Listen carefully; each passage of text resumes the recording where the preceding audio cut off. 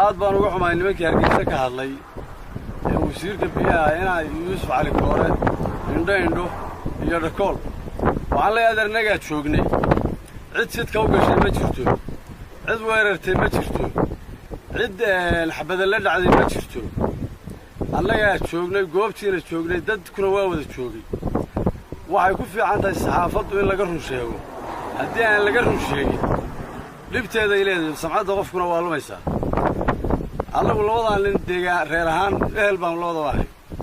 laakiin laba nin oo saddex nin oo beer ka tirsay anna Puntland baan ahay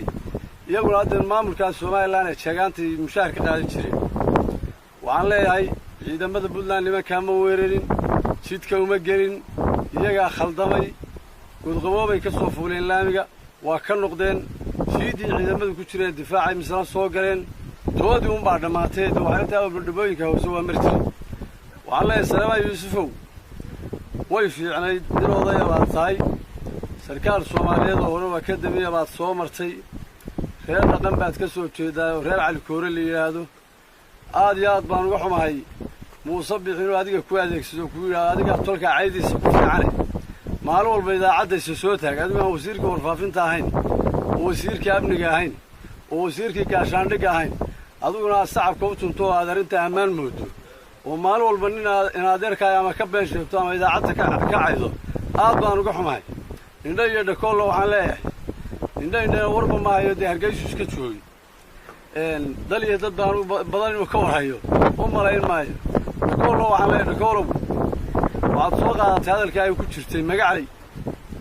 iyo saaxdheer magacay iyo saaxdheer wixii ka dhacay ee harti isku gubayay adiga iyo wixii kula midabay ahaayeen dhibaatadii aad halka ka waday adeer ma aqbalayna inaad taleex soo wareejiso dadkan waa dad caqli leh dad istilaya maaha dad la iska horkeenay maaha waa dad wada dhashay waxana kama aad qaban colaad baad ka warisay wala garanaya labada dhinacba iyada tan isaga heshiiyay oo ogaaday dad helo walaalaa yihiin dadka isku dirayaan aanay waxba wahayn indallaahina u heshiiyay fidmadii hore aad dadka dhex dhigtay waa wali taagan oo dhul badan ka qiiqaysa kadaad kala fadhiiso dadka fidmada hadaydan kala fadhiisan idinka in leedin ugaarsaday doonaysa annagu kuwa ma ugaarsan idaacadana kama hadli jirin ciidamo weerarana kuma jirin laakiin waxaanu hadda idin sheegay hadday maalin walba idaacadda la soo taagnaato wax beena oo tolka kala dilaya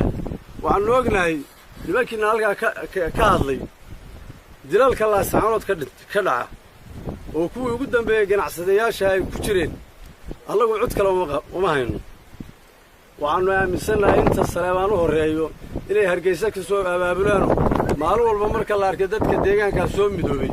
alla ilaahay Israaciil halka ninka sareeyay ama u wanaagsan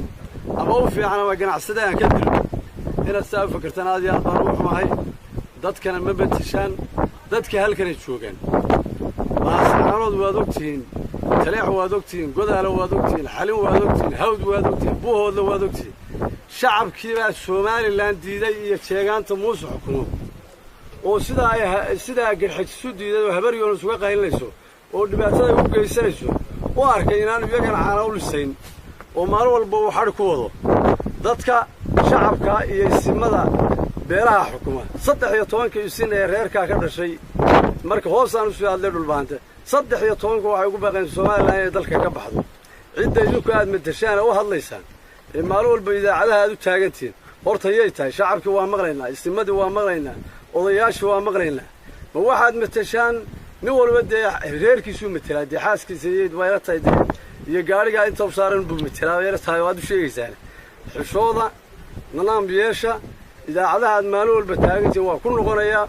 Saleebaan iyo ninka la indho labadaba ehel baan waan garanayaa anigu mana dafirayo mana oranayo hadeer reer hebel ma aha iyo sida dadka qaar leeyihiin iyo reer hebel kama dhalan iyo meel baa laga soo helay anigu oran maayo laakiin waa magacayna ka dhaxeeyay beenta iyo xasarada iyo tulcayga maalin walba idaacadda la taagantiin ka xishooda aad iyo aad baan ugu xumahay arinta waxaan islaamaya dhamaantii